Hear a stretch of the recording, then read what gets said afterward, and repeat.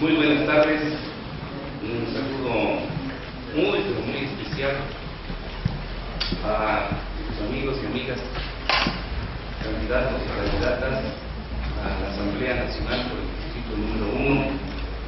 Nuestra consideración y estima por haber aceptado participar y sentarse a discutir sobre un tema, como se señalaba, central y fundamental tanto para las personas cuanto para el país. Agradezco también la presencia de las personas que nos están acompañando aquí en el foro en calidad de público. La mayoría de ellas son maestros, maestras, estudiantes de las universidades de Quito, Universidad Central, Universidad Católica, Universidad Salesiana y algunos colegios y establecimientos. También, por supuesto, las personas que acompañan a los candidatos y candidatas.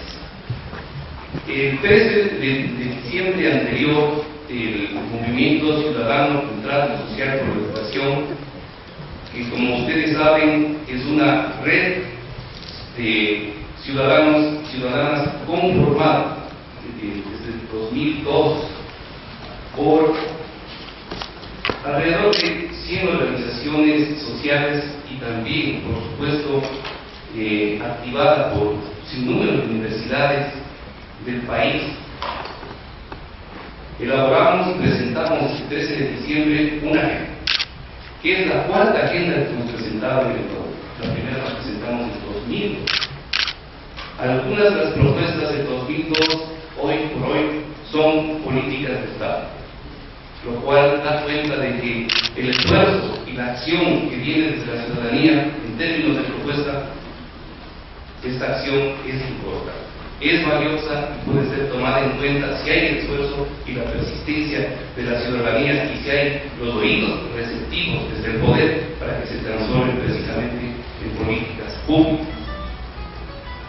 De hecho, este 17 de febrero vamos a un proceso electoral importante. Y creíamos y creemos de vital importancia que no vayamos a las urnas sin una previa reflexión. Y la construcción de un voto responsable requiere de un proceso reflexivo de comprensión, sobre todo de las tesis, las propuestas, los diagnósticos de todos los candidatos y candidatas que merezcan nuestra confianza. Esta es la acción, de hecho, más importante que uno puede realizar en democracia y posteriormente hacer el seguimiento debido para que nuestro voto, esa confianza que hemos depositado efectivamente sea realidad. No ha habido mucho debate en el país, lamentablemente, en estas semanas. Pero bueno, este espacio pretende, a poco tiempo del proceso directo de depositar el voto en la urna, en las urnas,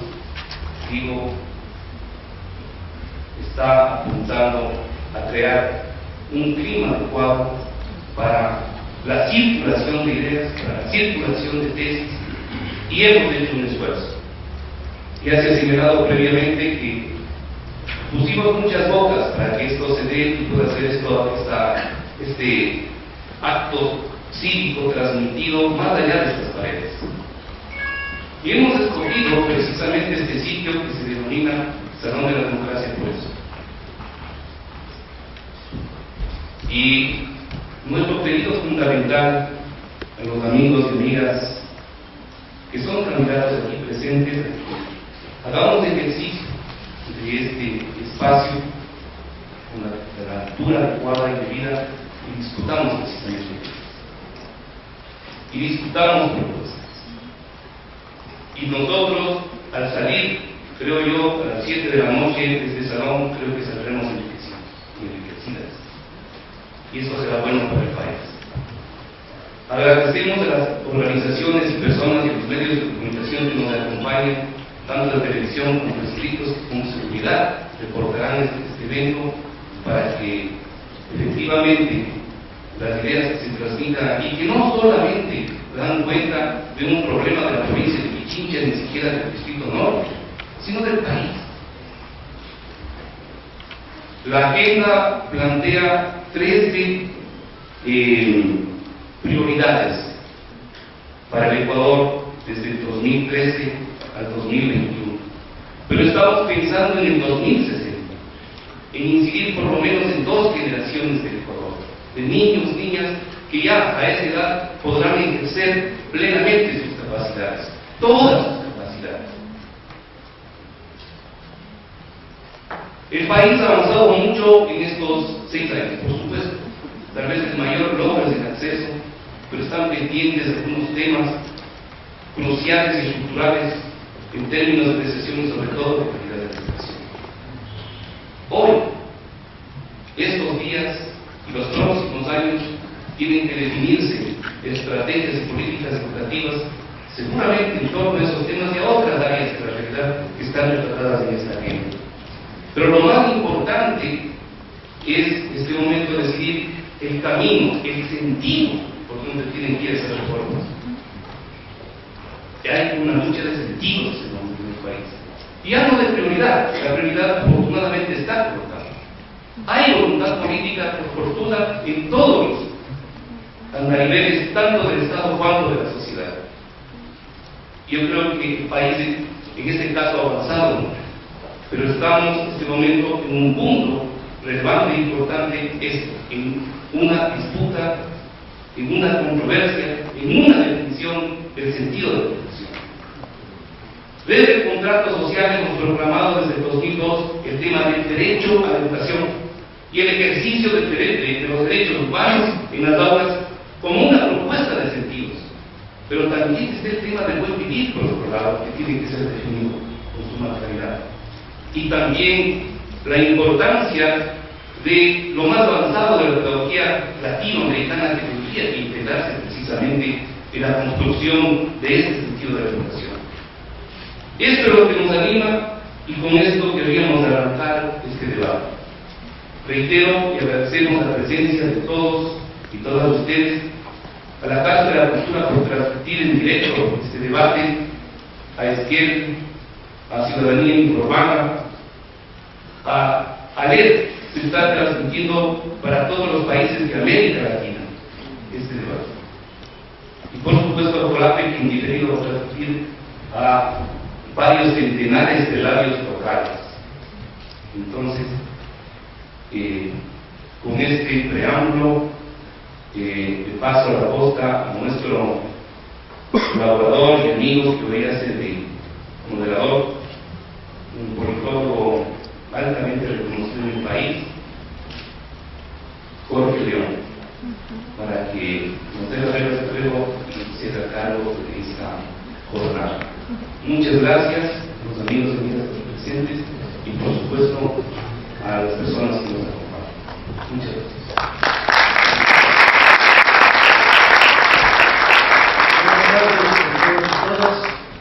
Gracias una vez más a los candidatos y a las candidatas que van a participar en este debate, haciendo honor a la democracia y por cierto también a la importancia del debate que explica la democracia, así como al rol de la sociedad civil de aportar a debates con sus propias propuestas, como lo hace el contrato social para la educación. Hemos previsto 2 partes del debate, una primera por sorteo, vamos a ver quién interviene primero, y también vamos a sortear las preguntas que van a responder las candidatas de los candidatos entre las 13 prioridades que tiene la agenda del contrato social para la educación en el Ecuador, y evidentemente vamos a sortear también las preguntas. Entonces cada uno tendrá 2 minutos para responder a esa pregunta. Ulteriormente, en la segunda ronda, tendrán 3 minutos para sea contradecir o apoyar lo que los otros participantes del debate han afirmado, o a su vez para exponer sus propias propuestas sobre la educación. Entonces vamos a empezar con el sorteo de quién inicia primero y quién es segundo o tercero. vamos a sortear eso. Estamos pasando una urna para escoger un número y veamos quién sale primero.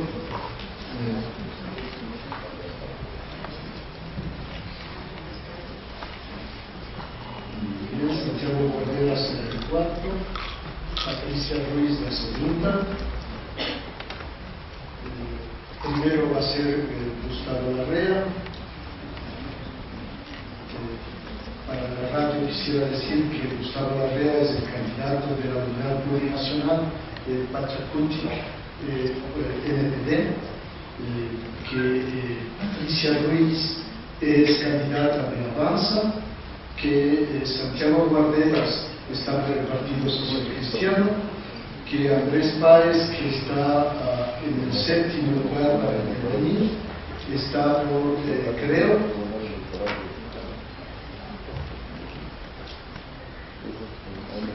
el señor César Montúfar va a intervenir en quinto lugar y está por el Partido Suma. María Paula Romo va a intervenir en noveno lugar y ella es candidata a prefectura. Y finalmente, perdón.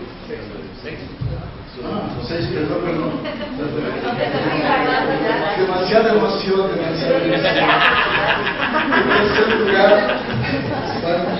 va a intervenir Jimena Ponce, que es del país de Alianza.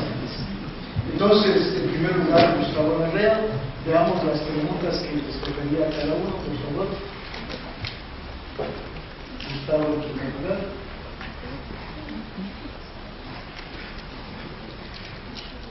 Gracias. La pregunta se refiere a la calidad de la educación. La calidad de la educación es un tema urgente para el cambio educativo. La pregunta, ¿qué propondría para lograr una mejor educación en el país? ¿Cómo lograr que los estudiantes puedan formarse integralmente para actuar en su vida y en su contexto? Por favor, Gustavo Larrea.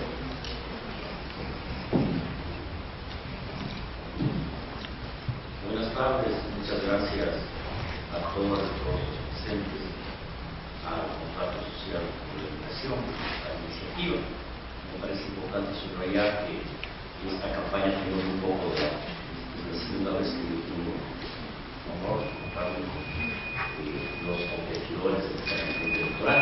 Y una de las cosas debería ser el mecanismo permanente donde debatamos cada uno de los temas a profundidad.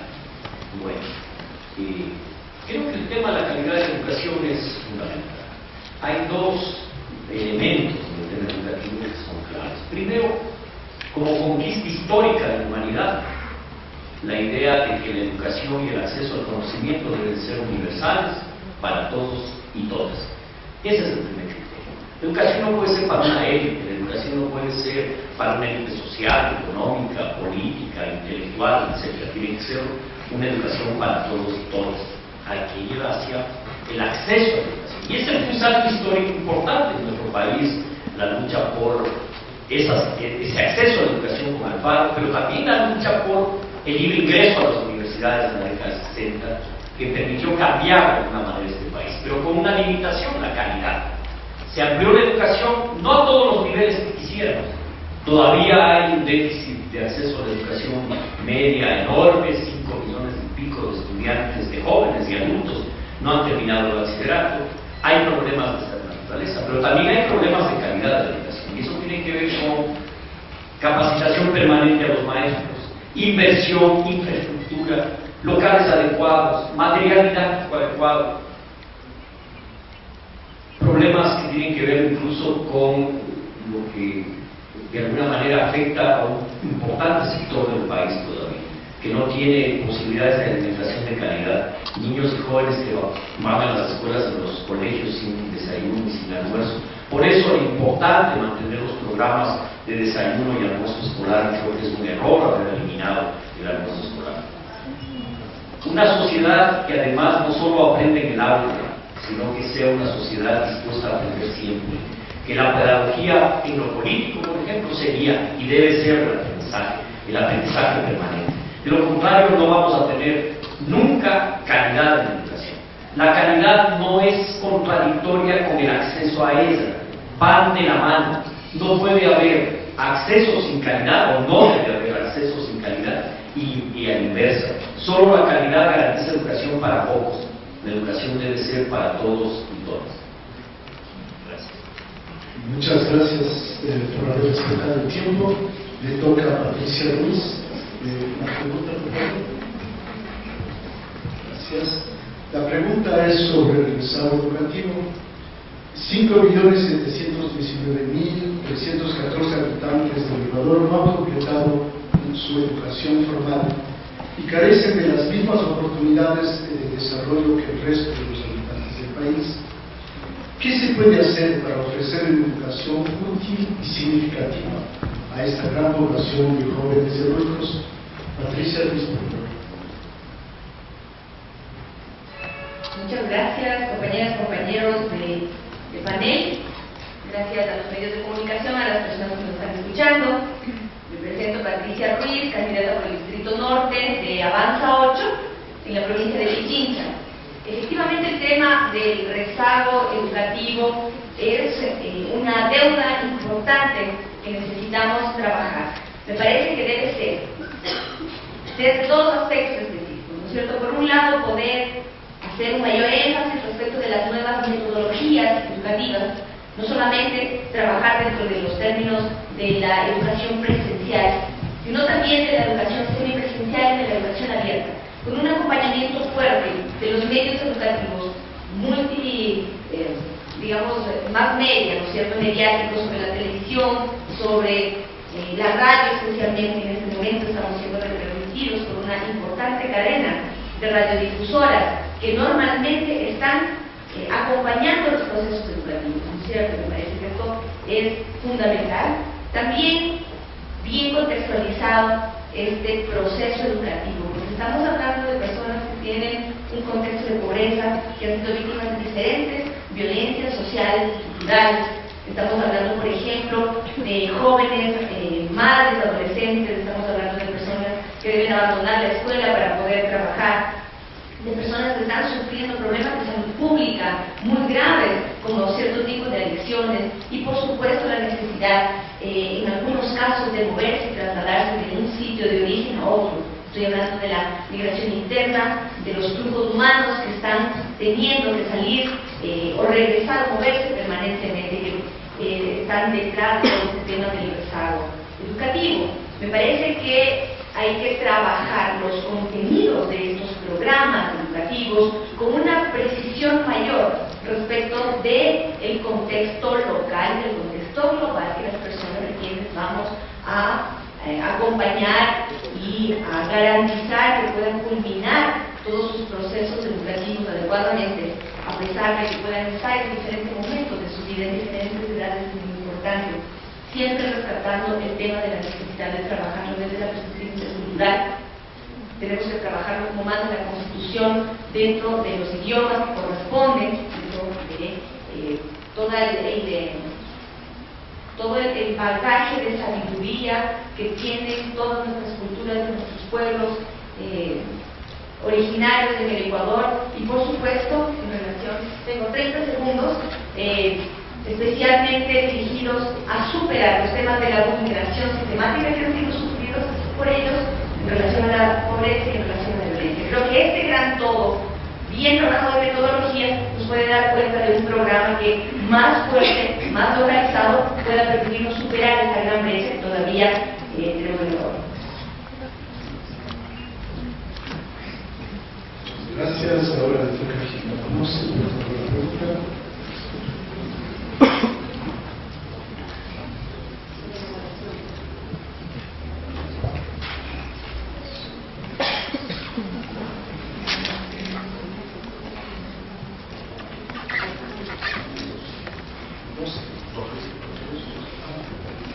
La pregunta se refiere a la evaluación integral. La evaluación es fundamental en todo el proceso educativo. ¿Cómo evaluar integralmente, no únicamente en base a conocimientos predeterminados, sino también para potenciar otros aprendizajes, las diversas inteligencias y la creatividad? Por favor, ingeniemos.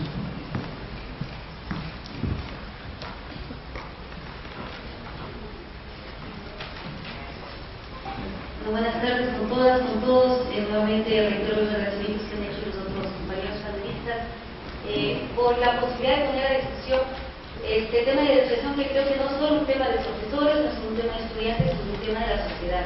Por eso, mientras más se replique a través de las radios, de quienes nos están escuchando, y este mismo debate o preocupaciones los lleven a sus hogares, será absolutamente utilizado lo que estamos haciendo. Creo que el debate además nos toma en un momento muy interesante a quienes estamos aquí de candidatos y candidatas para la Asamblea.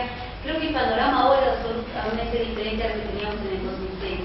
Y ya como lo señaló Víctor Luna en la introducción, estamos en una perspectiva diferente. Estamos realmente con un Estado que está dedicando y priorizando a la educación lo que debía haber sido durante décadas anteriores. Y ahora sí estamos viendo, como se dice, una luz al final del túnel, estamos viendo que hay conducción, que ha habido necesidad y que hay potencialidad en nuestra sociedad para llevar adelante lo que es tan importante como es la educación en el país.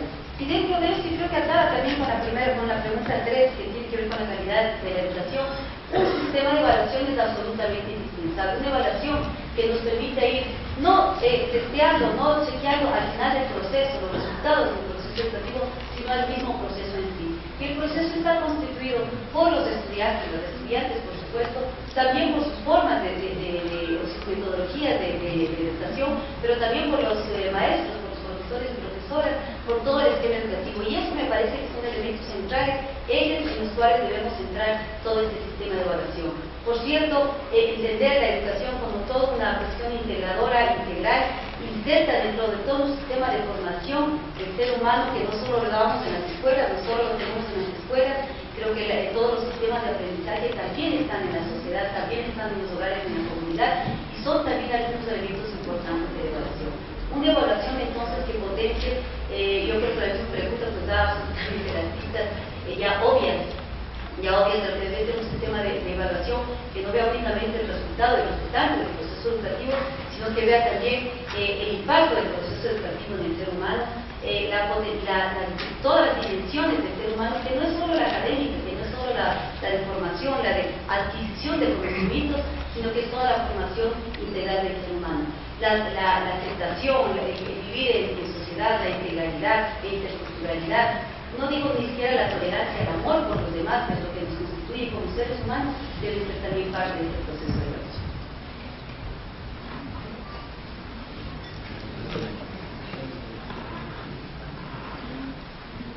Muchas gracias. Le toca a Santiago Banderas la pregunta sobre la universalización de educación general básica. La pregunta dice: la oferta educativa de octavo, noveno, décimo de educación general básica todavía es insuficiente en poblaciones excluidas.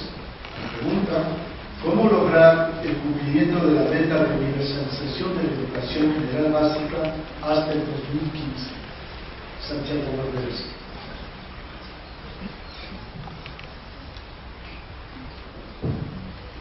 Muy buenas tardes. En primer lugar, agradecer al Movimiento Ciudadano Contrato Social por la Educación. Me parece que ha sido muy importante la tarea que ha cumplido durante estos años. Muchas de las propuestas del texto que constan en la agenda están incorporadas en la Constitución actual, tanto en la primera parte, cuando desarrolla el capítulo de educación, cuanto ya al momento en que explica los diferentes aspectos que debe comprender el sistema educativo. Recordemos que el sistema que actualmente la Asamblea Constituyente ha propuesto para desarrollar los distintos campos es a través del sistema educativo.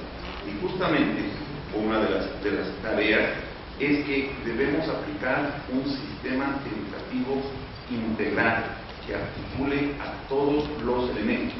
No es cuestión de pensar que la educación es exclusivamente de la comunidad universitaria, esto es, de docentes, estudiantes, de autoridades. Todos estamos involucrados en el proceso educativo, la familia y la sociedad. Por consiguiente, debemos promover políticas públicas en donde haya una participación y una construcción de todos los ecuatorianos.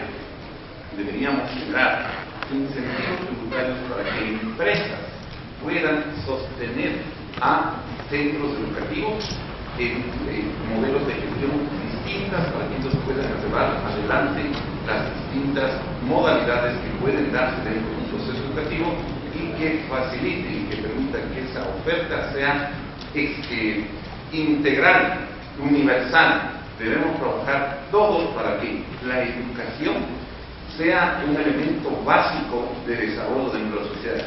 Debemos como Estado invertir en tecnología, en creación, en innovación. Solo de esa manera vamos a lograr, primero, crear riqueza y segundo, liberar a todos los ecuatorianos. El sistema, concretamente la respuesta de la universalización, es promover políticas públicas claras que desarrollen estrategias y acciones determinadas, concretas, pero producto de una construcción colectiva, democrática, incluyente e intercultural.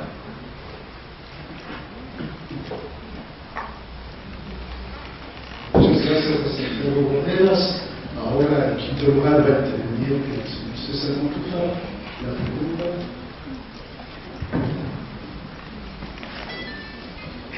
Muchas gracias. Es la pregunta E8, Educación Intercultural.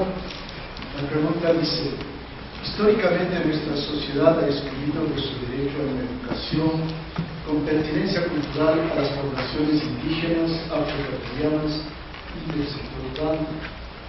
¿Cómo desarrollar en el país modelos educativos contextualizados en el marco de un sistema de educación intercultural para todos? César Montúfar, por favor.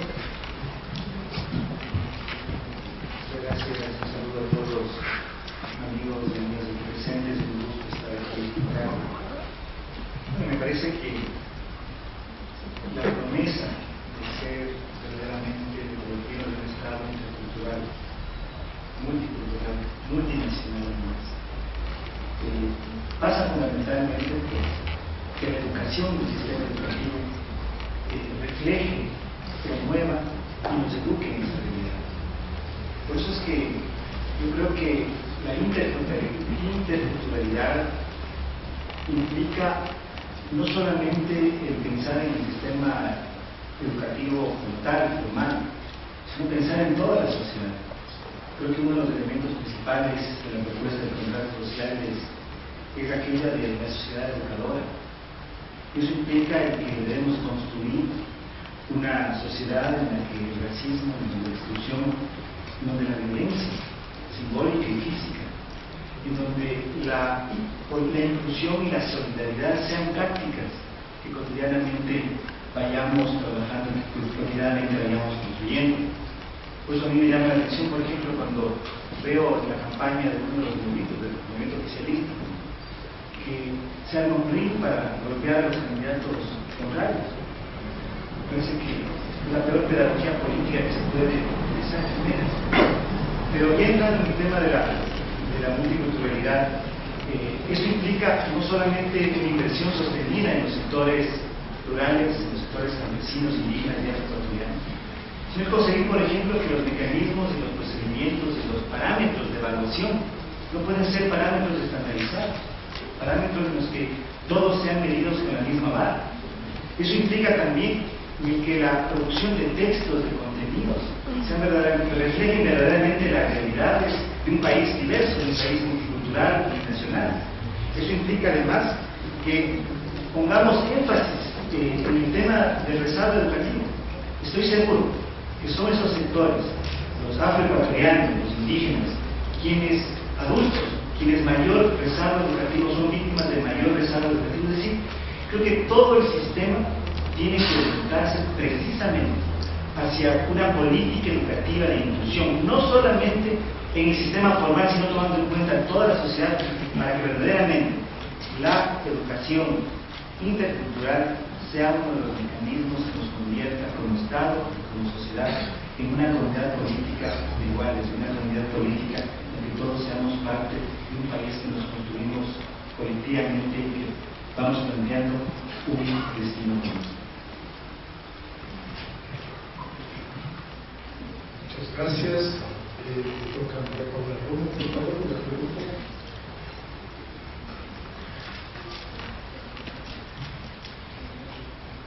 es la pregunta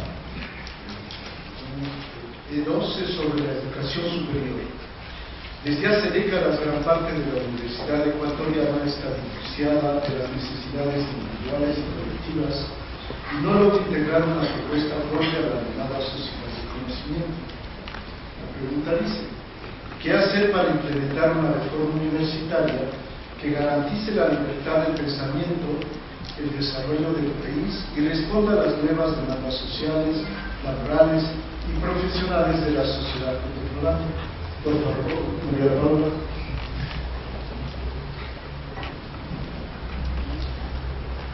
Gracias, buenas tardes, gracias también por la invitación y gracias por permitir, los amigos del contrato social, un espacio para que nos concentremos en el tema de la educación, que debería ser realmente el más importante de nuestras agendas de debate político.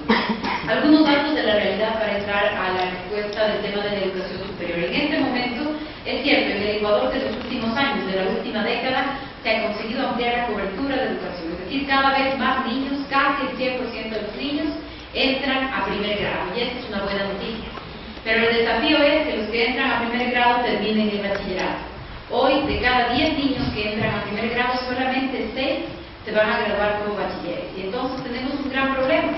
Y de esos 6 que se gradúan como bachilleres, menos de 3, no menos de 3 por la estadística, menos de 3 van a poder entrar a la universidad. Y de esos 3, pongamos optimistas, 3 que van a entrar a la universidad, solamente 1 va a salir. Entonces, esta es la realidad en este momento del proceso educativo previo que nos lleva hasta que los chicos se gradúen de una universidad o de un instituto tecnológico. Ahí está uno de los grandes desafíos. Cómo superar el rezago educativo del que ya se ha hablado aquí, que son personas que tienen la edad para haber culminado ya su bachillerato y todavía no lo han hecho, porque eso va a estar directamente relacionado con sus oportunidades de empleo. Y en el dato concreto, o en la respuesta concreta sobre el tema de educación superior, la búsqueda aquí es calidad sin exclusión. El año pasado, el 80% de los jóvenes que reprobaron sus pruebas de ingreso a la universidad venían de colegios públicos. El 80%, es decir, de los que reprobaron, el 80% venían de colegios públicos. No podemos pensar que eso es una casualidad. No estamos diciendo el sistema hoy está escogiendo necesariamente a los mejores. El sistema hoy puede ser que esté escogiendo a los que tuvieron más oportunidades que otros. Y la educación tiene que ser una herramienta para igualar oportunidades, no una herramienta que amplíe las brechas. Entonces, en el tema de educación superior, el gran desafío sí, educación superior vinculada a las necesidades del país. Eso no significa que se eliminen las becas o que se disminuyan las becas para las ciencias sociales y que en esto no pongamos interés suficiente. Eso no significa que se pueda tratar por igual el tema de universidades en cada provincia del país. No es lo mismo decirnos a los jóvenes en Quito, la universidad está cerrada, vaya a conseguir una universidad de mejor calificación, porque otra cosa es cerrar esa universidad como en Santiago, donde no hay universidades a la redonda. Entonces, calidad sin exclusión, ese debería ser el desafío, y por supuesto en mis próximos minutos hablaré un poco de quiénes son los que se nos caen en ese camino, porque se caen los que tienen menos oportunidades, se caen las mujeres, se caen los adolescentes embarazadas, y hay datos puntuales que deben ser atendidos ya sin confundirnos entre la globalidad de las estadísticas. Muchas gracias. Finalmente, Andrés Páez. La pregunta es sobre el financiamiento. Hay un importante incremento de inversión en educación, sin embargo, aún no se cumple con el mandato constitucional del 6% de inversión en educación. ¿Cómo se puede garantizar? La pregunta, ¿cómo se puede garantizar más y mejor inversión en educación con criterios de calidad, oportunidad y equidad? Por favor, Andrés Páez. Gracias, buenas tardes. Me sumo a los elogios tan justificados y merecidos al contrato social por la educación, no solo por este evento, sino por todo el aporte que han dado a la sociedad ecuatoriana. Aquí me parece que hay que distinguir dos cosas que son fundamentales. Una cosa es la cantidad y otra cosa es la calidad de la educación. Porque por cantidad puede haber muchísimo, por calidad hay evidentemente serias deficiencias. Y Y la educación es simplemente uno de los componentes en los cuales la calidad del gasto adolece de serias deficiencias, porque hay otros estratos del gasto en donde también se ha tenido una enorme cantidad de recursos, pero que no han sido optimizados. Y me parece que el gran desafío de la educación es precisamente la calidad del gasto. Uno de los elementos cruciales para mejorar y optimizar la inversión de los recursos es, por ejemplo, la educación técnica, que tiene que adaptarse a los nuevos desafíos del mundo laboral, porque lo que estamos viviendo actualmente no es del mundo de hasta hace pocos años. Ahora los cambios son tremendamente vertiginosos, gracias sobre todo a la tecnología, a las autopistas electrónicas, a la velocidad con la que se transmite el conocimiento, y cada vez tenemos más demandas de orden laboral y una especialización en la división del trabajo mucho más específica de lo que antes sucedía. Por lo tanto, la educación técnica debe ser uno de los ejes en los que se haga esa inversión. Además, en el caso del sector rural y de los sectores urbanos marginales, evidentemente hay que darle un impulso para que ese financiamiento sea mucho más óptimo y eficiente. Y no se trata solamente de tener una enorme cantidad de dinero como efectivamente y sin precedentes se ha tenido, 130.000 millones de dólares en 6 años. Se trata de dar cuenta de a dónde se destina esos recursos. Entonces tenemos educación técnica y tenemos otro componente importantísimo, que es el docente. El docente no puede ser maltratado ni por su opinión política, ni tampoco por ser víctima de deficiencias estructurales, porque va acarreando consecuencias de estas deficiencias que además vienen de tiempo atrás. Y por eso el docente tiene que ser visto ahora como uno de los ejes en donde la inversión tiene que radicarse, precisamente para que pueda redundar esa capacitación, esa formación en beneficio de los educandos. Finalmente, es importante mencionar que el diseño curricular tiene que contar con una suficiente flexibilidad para que se vaya adaptando a los distintos estamentos, estratos y momentos e incluso entornos en los que se aplica la educación, porque no se puede tener un modelo homogéneo para un país tan diverso desde el punto de vista regional, poblacional, cultural. Entonces, esa diversificación es también uno de los ejes en donde la inversión tiene que mejorar. Muchísimas gracias a los candidatas y candidatos que han intervenido. Ahora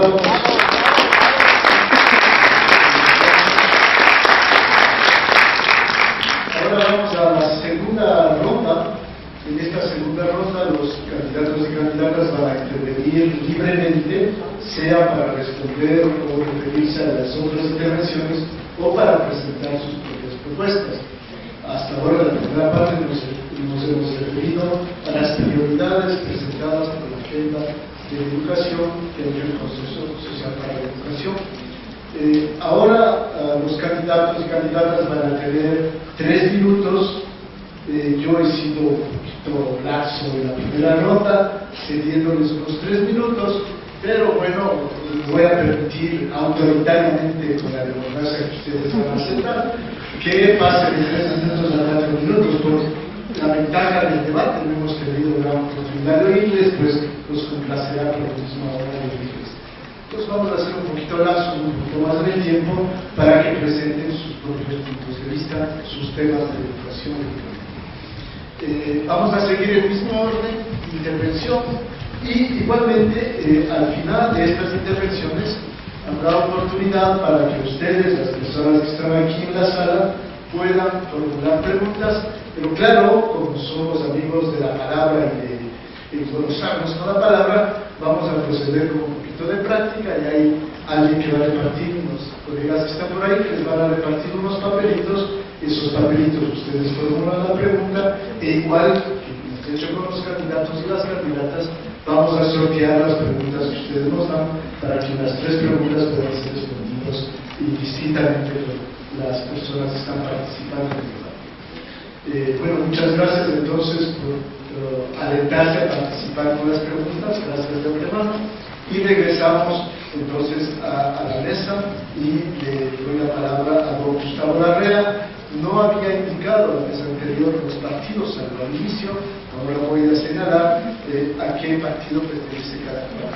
Don Gustavo Larrea es candidato de la coordinadora plurinacional, que es la alianza de los partidos Pachacuti y MPD.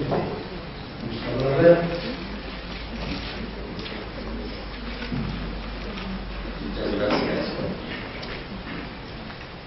Creo que el sentido histórico de los cambios que la educación ha vivido en estas décadas es el sentido de una educación liberadora, no de una educación para la dominación y para mantener estructuras de dominación, sino una educación para la liberación.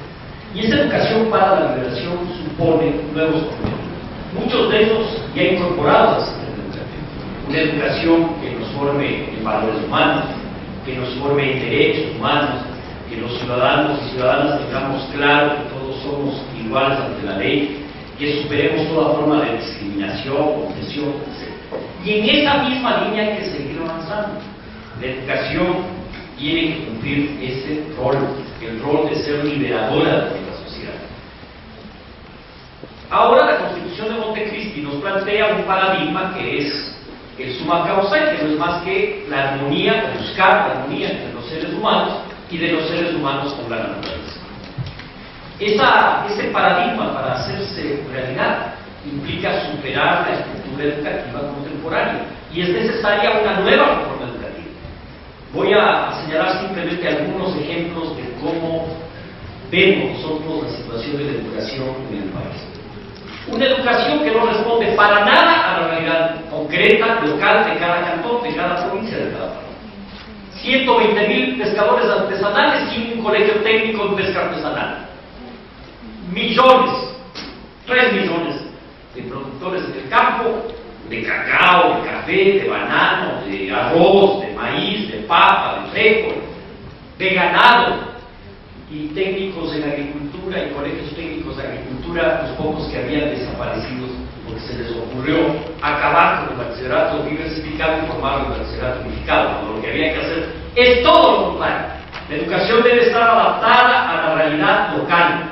La educación debe ser diversa, diversificada, absolutamente adaptada a esa riqueza de la diversidad de nuestro país. Diversidad cultural, por lo tanto, colegios, escuelas en el idioma materno de los pueblos que allí habitan. Educación adaptada al ecosistema y educación adaptada a la realidad productiva. El país no es solo Quito ni Guayaquil, el país es mucho más que eso. Mientras la educación no esté adaptada a esa realidad productiva, vamos a tener bachilleres que tienen un título que no les sirve para absolutamente nada, que no sea ingresar a la universidad, y como bien subrayaba María Paula, apenas 3 de cada 10 ingresan y apenas 1 de cada 10 concluyen, es decir, el 10%. Y el resto de la juventud tiene que aprender a trabajar en los hechos. La educación no sirve para la producción en nuestro país. Por lo tanto, a más de la formación en valores humanos, a más de la formación en derechos, es fundamental la formación técnica para que la educación sea un instrumento para el proceso productivo. De lo contrario, lo que comentamos es migración. Si en cantones bananeros no tenemos bachilleratos en absolutamente nada, en Otavalo, aquí muy cerca de la ciudad de Quito, tenemos problemas graves, una ciudad que produce textiles, artesanía, que comercializa, turismo, agricultura, ganadería, y la educación por su cuenta. La educación en nuestro país requiere una revolución profunda, un cambio profundo. Y ahí hay un salto pendiente y hay que llevar adelante esa revolución para que la educación sea un instrumento para el cambio social, para el cambio productivo en nuestra nación. Gracias. Muchas gracias. Ahora le toca la palabra a la doña Patricia Ruiz, que es del partido Avanza.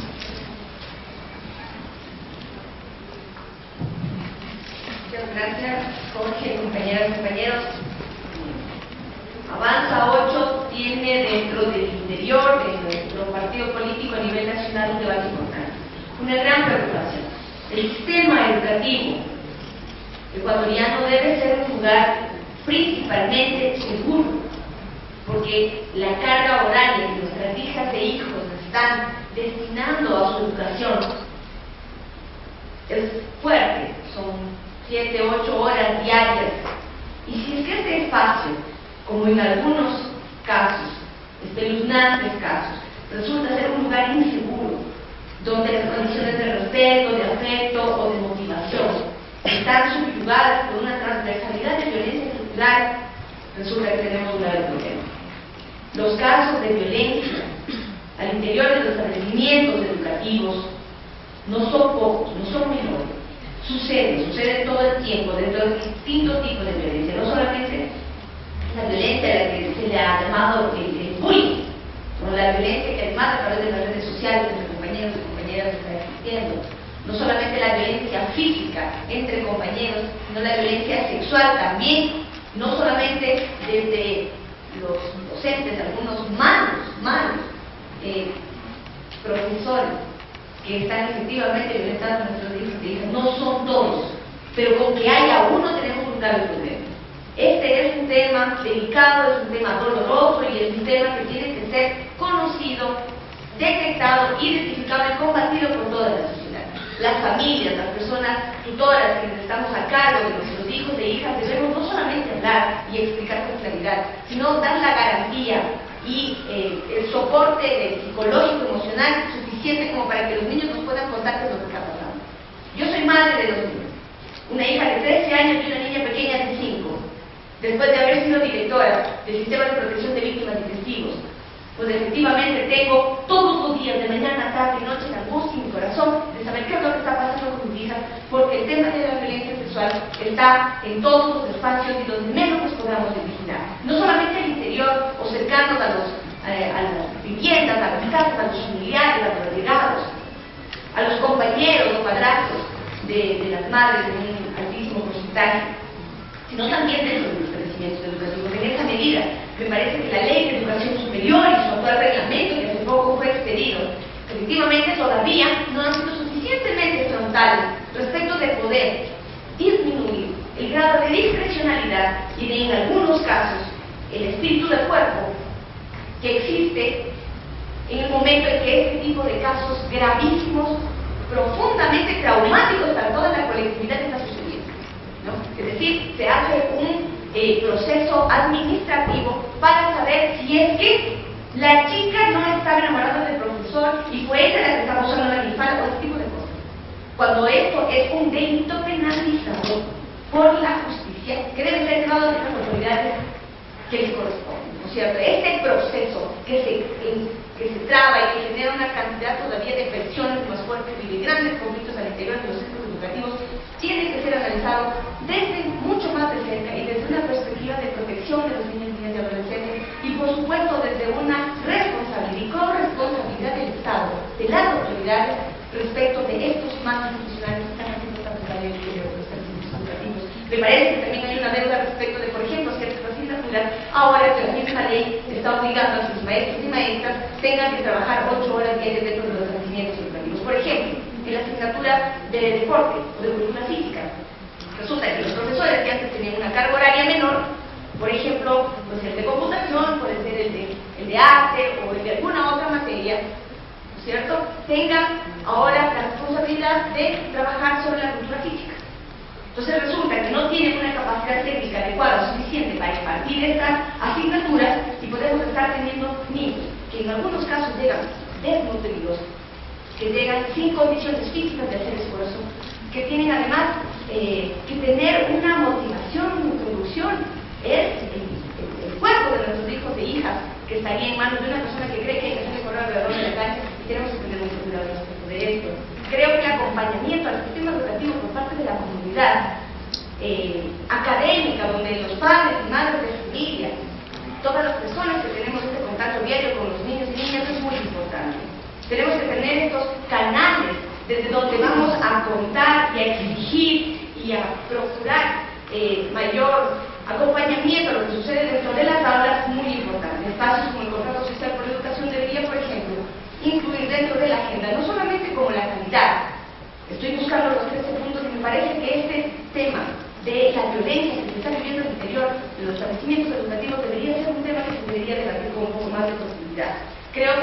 avanza otro, un proyecto importante que nosotros tenemos, es la necesidad de garantizar mejor y mayor acceso a la tecnología y a la sociedad del conocimiento como un derecho que manda la Constitución. Nosotros estamos proponiendo la ley NET, que hace que el Internet sea un servicio básico y de manera gratuita en establecimientos educativos y en sitios públicos, y por supuesto con una economía de escala también garantizar a por lo menos los estudiantes de los últimos años de bachillerato el acceso a un dispositivo móvil que efectivamente en economía de escala sí se puede realizar, que no solamente nos ahorraría papel y libros, sino que nos mantendría a todos los estudiantes mucho más cerca de todas las facilidades que el Internet bien utilizado nos puede dar. Muchísimas gracias. Ahora es el turno de Jimena Bose, ella es candidata del movimiento de este país.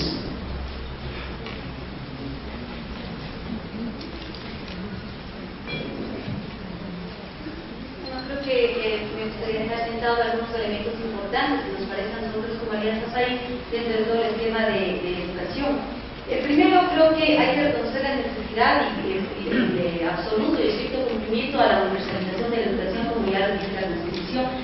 Hechos que han sido reconocidos aquí, sobre los cuales, por supuesto, que en la educación general básica estamos llegando al 95%, con un dato interesante, que ahora es 95% en todos los grupos y pueblos indígenas.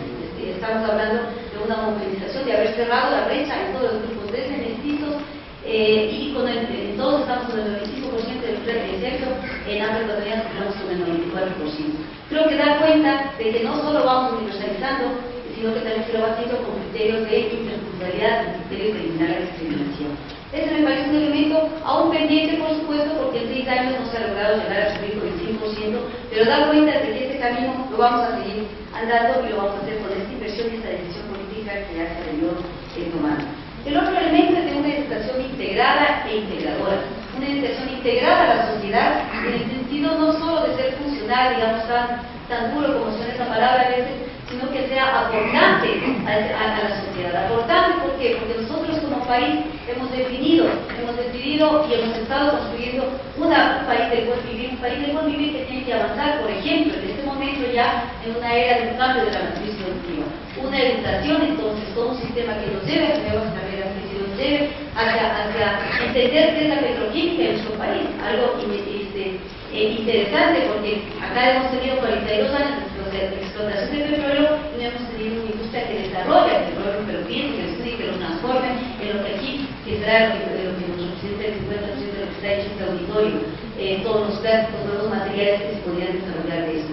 Entrar entonces a esa integración de la universidad, de la educación orientada hacia las necesidades que la sociedad requiere, con definiciones que se orienten hacia el resto de políticas del Estado y del gobierno, nos parece absolutamente importante.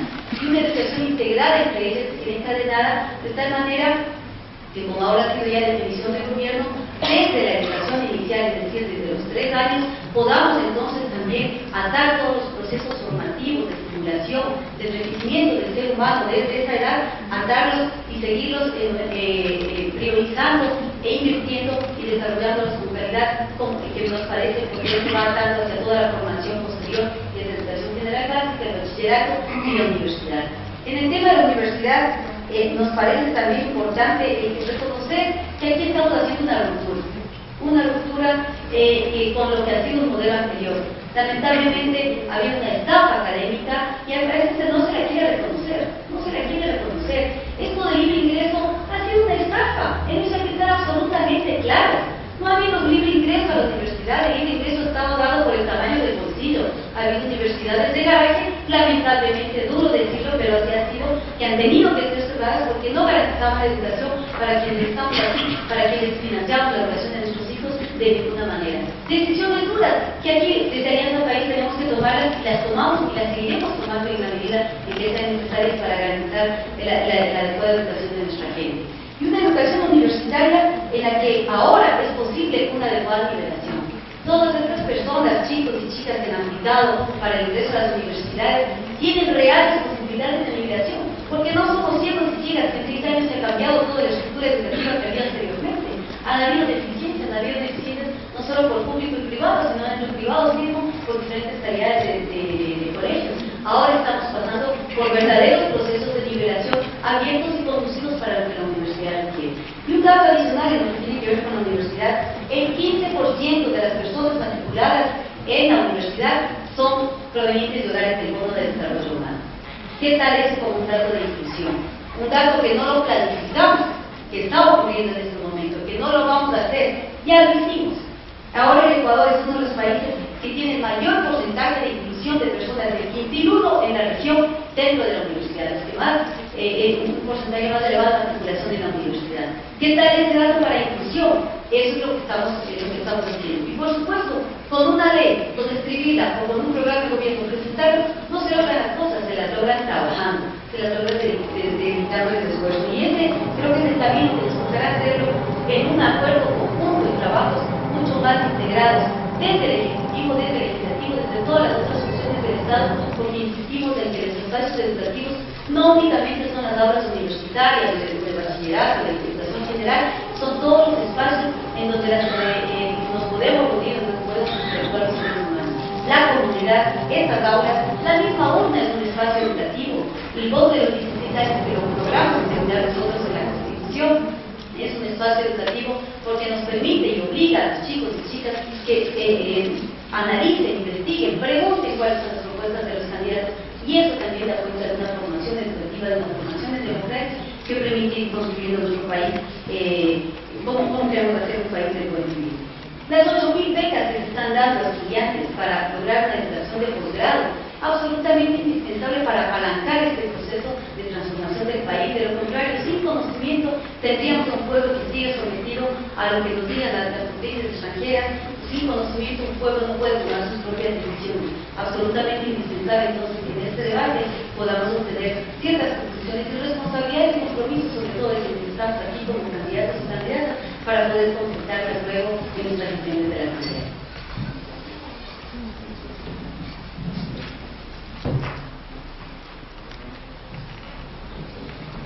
Muchas gracias. Sobre el turno de Santiago Barreras, que es candidato del Partido Social Cristiano.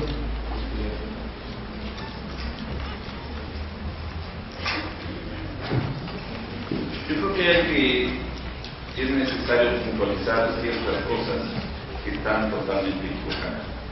La primera, que lamentablemente se hizo en la Ley Orgánica de Educación Superior aprobada en esta Asamblea, es que debe articular la educación superior con el Plan Nacional de Desarrollo.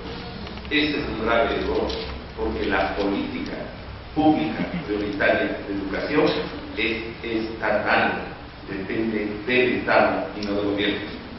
Justamente lo que va a ocurrir es que si nosotros atamos al Plan Nacional de Desarrollo, el Plan Nacional responde al gobierno y a lo que quiere el gobierno. Claro que se las becas, pero vayan a ver dónde quieren que hagan posgrados: en Cuba, en Venezuela, no lo que ustedes quieren. Claro que hicieron un sistema de nivelación y de admisión, pero no quieren respetar qué profesión quieren escoger y dónde hacerlo.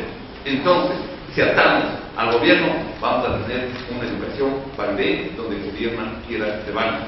Y la educación es una política de Estado en donde estemos todos, que responda al régimen de desarrollo del buen vivir. Y ese proceso se lo concluye colectivamente, tomando en cuenta no solamente a los mestizos, a los negros, a los afroecuatorianos, intercultural, multinacional, que sea incluyente, no excluyente, que respete los valores y derechos.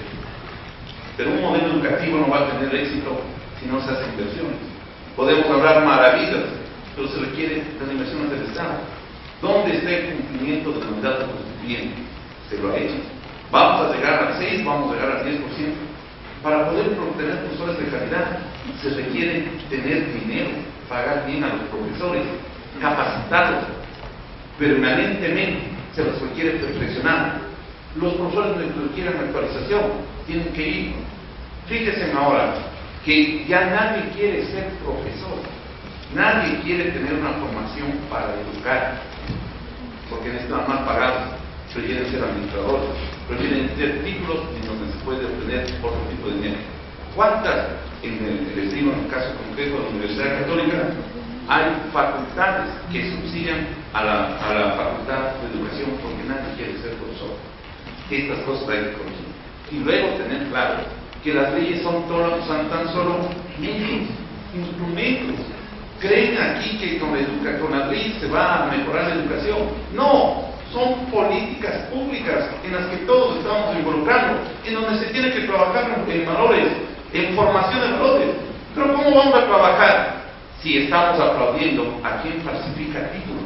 Si estamos aplaudiendo a quien hace tesis en base al rincón del vago. ¿Cómo podemos exigir a nuestros estudiantes calidad de educados si no podemos corregir este tema? Son cosas de política pública. Había una pregunta, yo quisiera terminar con este tema importante, que a mí se me gustaría responder, dice, además de la escuela y las aulas, ¿en qué otros espacios y momentos aprenden los seres humanos en la actualidad? En todo momento, a lo largo de su vida. En la familia, cuando encuentra con sus padres que les enseñan valores, en el trabajo, en estos espacios públicos, en los parques, haciendo deportes, todos en los medios de comunicación. Ahora mismo están ustedes aprendiendo, desaprendiendo de nosotros. Todo momento es un momento de formación y por lo tanto todos tenemos que involucrarnos en este quehacer educativo, que es tarea fundamental, porque un hombre educado es un hombre libre, y un hombre que es premiado con creación, con innovación, con tecnología, va a lograr transformar la sociedad. Pregunto, ¿cuánto el Estado ha dado para investigación científica? La Constitución obliga a entregar recursos. No se ha dado ningún recurso, no hay investigación, somos reproductores de conocimiento cuando deberíamos ser creadores de conocimiento, y para eso se quiere invertir en innovación, en tecnología. De esa manera podemos transformar la sociedad y hacerlo equitativa y hacerlo justo. Los que se vean motivados a mejorar procesos, a cambiar procedimientos, a trabajar en desarrollar mejores técnicas pedagógicas, a mejorar contenidos. Yo creo que las mejores leyes son aquellas que incentivan, no aquellas leyes que castigan. Y parece que la calidad tiene que ser enfatizada y enfocada desde esa perspectiva, no solamente desde la perspectiva de la sanción. La evaluación es importante, pero no la evaluación para castigar, para estigmatizar, para decir aquí hay universidades de pésimo nivel y sus estudiantes casi quedan excluidos de la sociedad y quedan excluidos del sistema laboral porque se graduaron en una universidad calificación E, J, P o Z. Entonces yo creo que el tema de la calidad tiene que ser mirado desde una perspectiva normativa, yo creo que desde una perspectiva positiva, con un enfoque positivo. Un tercer elemento me parece fundamental, el tema de la inclusión. Creo que el tema de educación para adultos es un tema fundamental en la sociedad ecuatoriana y el sistema público de educación no lo está abordando. La iniciativa legislativa normativa tiene que ir hacia eso, tenemos que plantearnos una reforma que realmente permita al Ecuador superar el rezago educativo. Otro elemento fundamental, porque el gobierno de Correa piensa que ha hecho mucho porque ha aumentado el gasto. Sí, ha aumentado, está muy bien. Y después le voy a entrar en el tema financiero. Pero es el de la participación. Si decimos que la sociedad es corresponsable y no se incluye a los actores del proceso educativo, que son los maestros, que son los padres de familia, que son los periodistas, comunicadores, es toda la sociedad, pero fundamentalmente los padres de familia y también los estudiantes.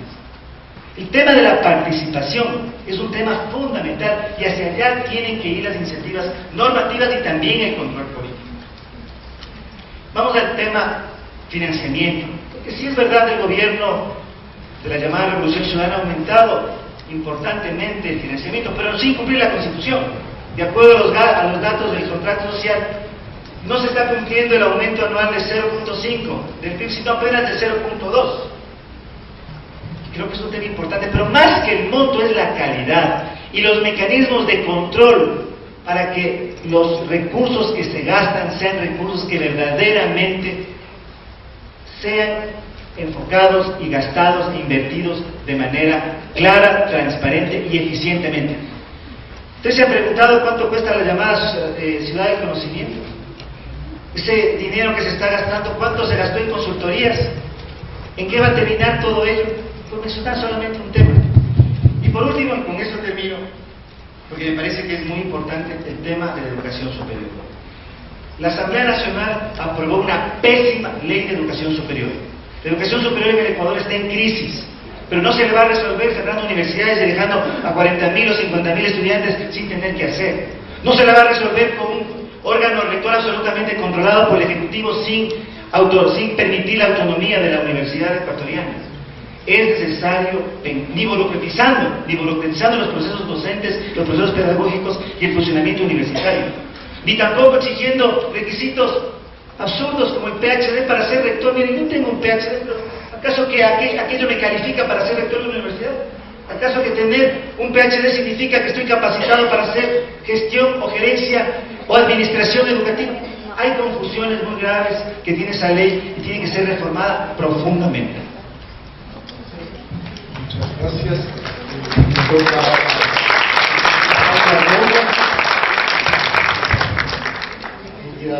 María Paula Romo es del Movimiento Futuro. Gracias, Jorge. Algunos datos para aprovechar el tiempo. Aquí se ha hablado, algunos candidatos lo han hecho, sobre el tema financiamiento. Claro que se ha incrementado el presupuesto destinado a educación de forma muy importante. En el 2012 se asignaron 2.758 millones de dólares para educación, 2.758 millones de dólares. Pero para cumplir lo que nuestra Constitución ordena, que es el 5.5% del PIB, se requerían 3.940. Es decir, sí se ha asignado mucho a educación, pero nos quedamos 1.200 millones cortos en relación a lo que nos manda la Constitución. Ese es el dato exacto, que es importante que lo manejemos porque es válido, es decir, estamos invirtiendo de manera mucho más importante en educación, pero también es necesario saber en qué ámbitos, cómo y en qué proporciones, con la meta que nos nombra nuestra propia Constitución, nada más y nada menos. Y quisiera referirme a 2 o 3 temas que son parte central de la propuesta del Movimiento Futuro Aristas 25. El primero tiene que ver con la educación inicial. La educación inicial y la educación preescolar. Los niños que tienen menos de 5 años en este momento son los menos atendidos en el sistema educativo. La educación inicial es el servicio público más deficitario que tiene el país. 8 de cada 10 niños no van a encontrar en el sector público un centro de desarrollo infantil, un centro de cuidado, un preescolar, y ese es un tema que no solamente tiene que ver con la educación, porque este momento debería estar articulado al Sistema Nacional de Educación. Nos estamos perdiendo uno de los momentos más importantes del desarrollo de nuestros niños. Pero por un lado tiene que ver con la educación y por el otro lado tiene que ver con la oportunidad de trabajo y de desarrollo de las madres, mujeres jóvenes, mujeres estudiantes, no tan jóvenes, o de cualquier estrato social, que deben suspender sus estudios, su trabajo, sus proyectos, para dedicarse a cuidar a los niños, porque no encuentran un lugar en donde puedan dejarlos de manera segura y que además tengan la atención que en esa edad necesitan y merecen. En este momento lo que tenemos es un sistema, el sistema que se llamaba el sistema de madres comunitarias, se está convirtiendo en el de centros de desarrollo infantil, pero en el que hemos sufrido otra de las grandes paradojas de quienes aquí han hablado, también las han comentado. Cuando las madres comunitarias entraron al Ministerio de Inclusión Social, no al de Educación, lo que se les dijo es que no se les podía pagar un salario porque no tenían título universitario. Traigan el título de parvularias para poderles pagar un salario básico y para poder afiliarles a IES. Hoy día ni reciben un salario básico, ni están afiliados a IES, ni tienen ningún tipo de seguridad laboral. Lo que reciben es una especie de bono por desempeño voluntario, sin afiliación al IES. Eso resulta paradójico cuando estamos discutiendo que para estas madres comunitarias, muchas de ellas que habían sostenido el sistema durante años, para estas madres comunitarias ser bachilleres no es suficiente, pero ha sido suficiente para ser presidente del Banco Central del Ecuador durante los últimos años. Es importante... Hay otro momento muy importante en la vida de los niños, de los jóvenes, que es la transición, es el momento de la adolescencia. Es en esa edad en donde tenemos los datos más importantes de deserción escolar, es en esa edad en donde empiezan los embarazos, es en esa edad en donde además podemos encontrar algunos datos de adolescentes en conflicto con la ley penal, y cuál es la respuesta que tenemos desde la política pública para ese sector de la población. En el Ecuador, y este es un dato que más allá de nuestras diferencias políticas no nos debería dejar dormir en paz a ninguno de nosotros, en el Ecuador el suicidio es la segunda causa de muerte de los adolescentes a nivel nacional, y es la primera causa de muerte de los adolescentes en 10 provincias del país. Entonces, algo no está tan bien como nos cuentan. Si es que podemos mostrar los datos y decir cuánto ha crecido el presupuesto, y podemos decir cuánto ha crecido la cobertura, y podemos anunciar buenas noticias, y por otro lado vemos que la primera causa de muerte de adolescentes en 10 provincias del país es el suicidio, y es la segunda causa de muerte a nivel nacional, algo no está bien, no importa, incluso no importa quién es la responsabilidad, pero no podemos decir que aquí estamos resueltos con el tema políticas públicas para adolescentes, y no podemos decir que cada vez que hablamos de adolescentes hablamos de cómo subirles las penas o hablamos de adolescentes infractores. Esa no es respuesta suficiente para lo que esa población necesita. Yo quiero aprovechar para decir que no solamente que no se está atendiendo el tema de educación inicial, como aquí se ha comentado, sino que en los últimos meses se han cerrado aquí en Quito Norte, en el noroccidente de Quito, los centros de desarrollo infantil de la comuna de San Vicente, de La Planada y de Colinas del Norte, porque no hay parvularias. Entonces están esperando que las madres comunitarias se gradúen de parvularias para pagar su sueldo, y mientras no hay parvularias también se cierran los centros de desarrollo infantil. Todavía hay grandes pendientes en el tema de educación, y creo que uno de los que requiere la mayor de nuestras concentraciones está en estos dos momentos delicados de la vida de las personas: los niños y las niñas de menos de 5 años y la transición entre la niñez y la vida adulta. Los adolescentes en nuestro país deben ser motivo de políticas públicas prioritarias.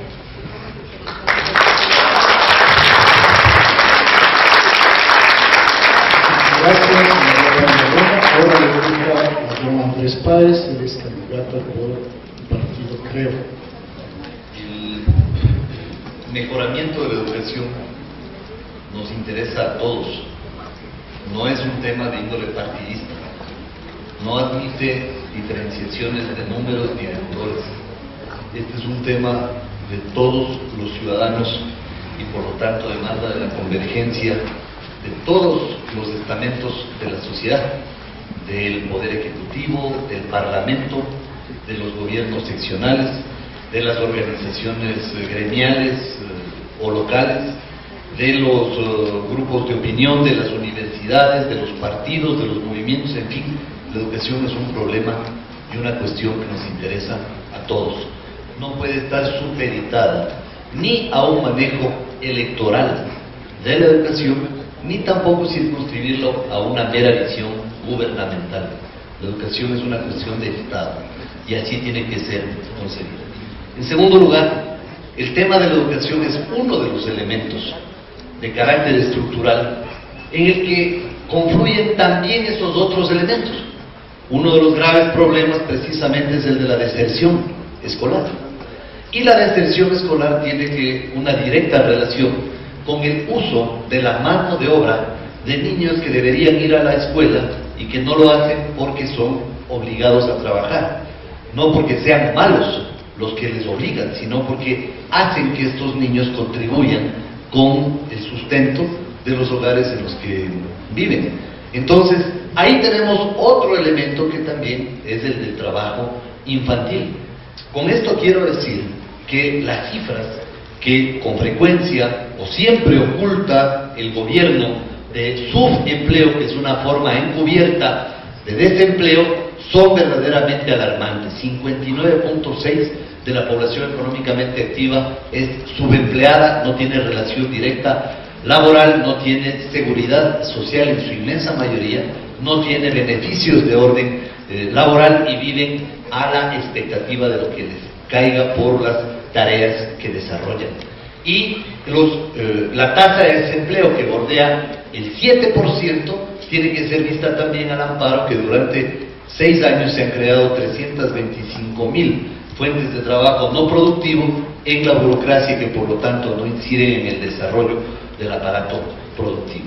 Estas cifras tienen directa relación con la deserción escolar, porque personas que no pueden laborar, que no encuentran un trabajo, que son madres, jefes de hogar con responsabilidades familiares, personas mayores de 40 años, adultos mayores que están por sobre los 65 años, jóvenes que no pueden alcanzar un primer empleo. Todas estas personas que tienen a su vez responsabilidades familiares a veces se ven en la obligación de forzar a sus hijos a que trabajen y por lo tanto abandonen sus estudios. Un tercer elemento tiene que ver con los aprendizajes. No es solamente la educación formal, también es la familia, también es la naturaleza y por supuesto los elementos de lo cotidiano. Y esto tiene que ver también con dos elementos constitutivos de la calidad de la educación, que no es un asunto de índole partidista, es un asunto que nos interesa a todos. Hay dos elementos insoslayables para la calidad de la educación. El primero, el respeto a la diversidad, y el segundo, la tolerancia a la diversidad. Sin esos elementos no puede haber una educación que se construya en función de los intereses nacionales. Y si desde la política, que es o debe ser un espejo en el cual se reflejen los ciudadanos, se hace exactamente lo contrario a eso, se irrespeta la diversidad, se irrespeta la tolerancia y se persigue a todo aquel que ose disentir con la verdad oficial y no repita lo que el oficialismo dice como un catecismo y no se acoja a ese evangelio, entonces lo que estamos haciendo es ultrajar las bases de una educación que tiene que orientarse a alcanzar esos derroteros. Un último elemento en los 30 segundos que me quedan, el tema de la evaluación.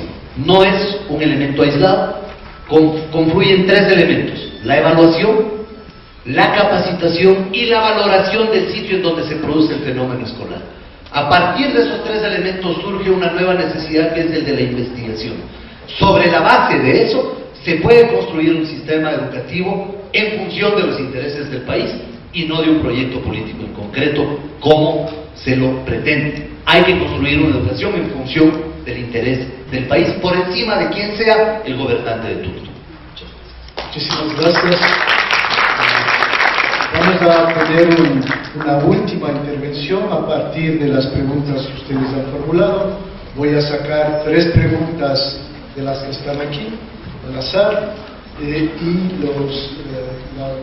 las candidatas y candidatos van a tener 2 minutos para responder, sea una de las preguntas o a las 3, como considere necesario. Un pequeño cambio que va a haber en las respuestas: con Santiago Guarderas tiene otro compromiso, de modo que será el primero en intervenir. Las 3 preguntas dicen: ¿qué solución dan o hay en el caso de los estudiantes que rindieron las pruebas del CNESID y no aprobaron la carrera deseada? Y aparte de esto, le escogen la profesión a ellos. La segunda pregunta es: ¿cuál es la propuesta para crear convenios con los gobiernos autónomos descentralizados para brindar educación inicial en beneficio a la comunidad? La tercera pregunta: ¿qué propuestas plantea acerca de la preparación de los docentes para una verdadera educación inclusiva, especialmente en educación inicial y básica? Entonces, hay estas 3 preguntas, cada candidato tendrá 2 minutos para responder. Vamos a hacer 2 excepciones. Don Gustavo Larrea utilizó 1 minuto menos la vez anterior, le vamos a dar 1 minuto más, y en cambio don César Montúfar va a quedarse solo con 1 minuto.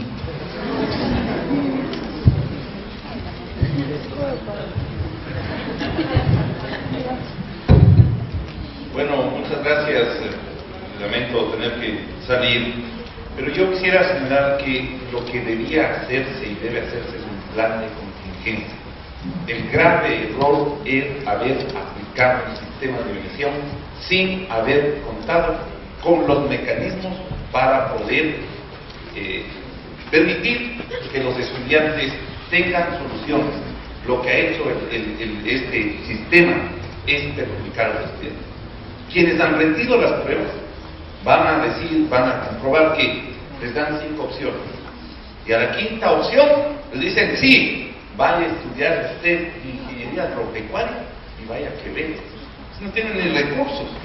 Hay que hacer un plan de contingencia, debió hacerse, y hay que hacerlo seriamente, porque además, miren, les voy a contar una cosa: nadie nos ha dicho cómo están haciendo estas pruebas y cómo las están evaluando, porque eso es un misterio. Todo es un misterio, las pruebas. Pero vayan a ver, si tienen la tarjeta verde, probablemente están en los lugares donde quieren estudiar y que quieren estudiar. Hay que respetar los derechos de las personas y hay que ser incluyentes. Yo quiero referirme a dos aspectos adicionales que son muy importantes. Lo uno, hay que hacer mallas curriculares pertinentes. Miren, elaboran las mallas curriculares, masas curriculares, y en Quito quieren meter pesca deportiva o pesca. ¿Qué tiene que ver? Las carreras tienen que hacerse de acuerdo a las necesidades locales y regionales y a las necesidades del medio. Este es un tema que está siendo desvirtuado. Y el otro, la evaluación. La evaluación tiene que ser hecha por competencias, no calificando las memorias, no calificando la reproducción del conocimiento. Tenemos que ir a un adelanto dentro del sistema educativo y para eso hay que ser creativos. Y vuelvo a insistir, incluyentes. Yo simplemente quisiera decirles que lo más cercano a un sistema educativo bueno es que podamos incluir todas las necesidades y la participación de los estudiantes, familias, sociedad, porque no podemos tratar de construir como nos dicen en el principio. Voy a profundizar el sistema, lo que ustedes digan no me importa. Profundizo lo que estoy haciendo y esta es mi propuesta. Cuando es al inverso, proponer un sistema educativo que sea participativo, democrático, igualitario, incluyente, cultural y multiétnico. Muchísimas gracias.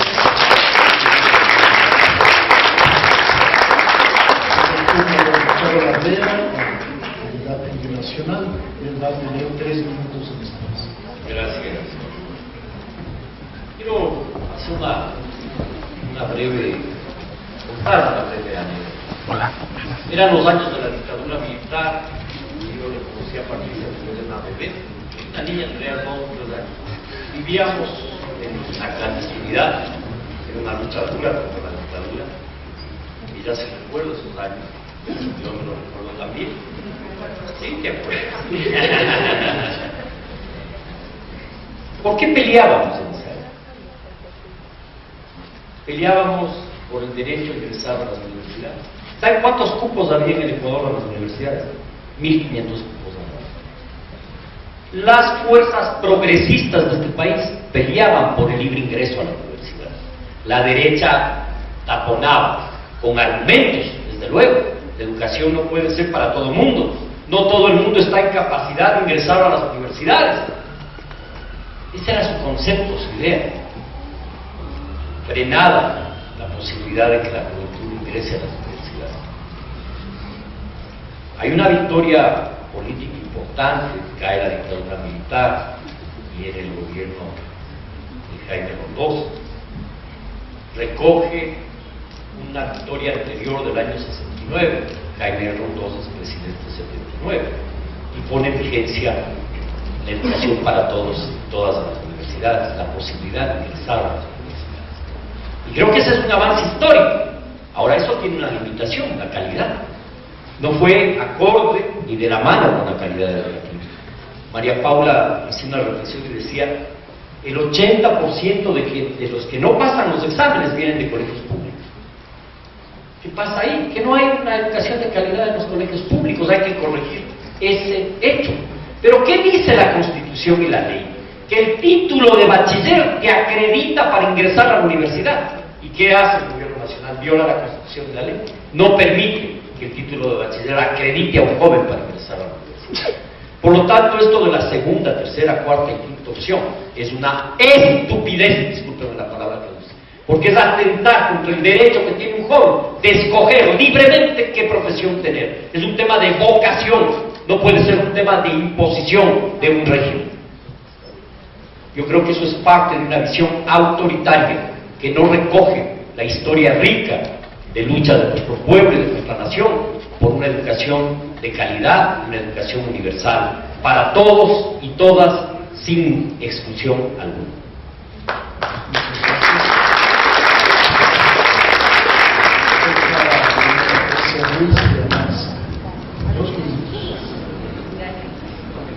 Le decían compañero Márquez, y como yo era chiquita y tartosa decía pompa más.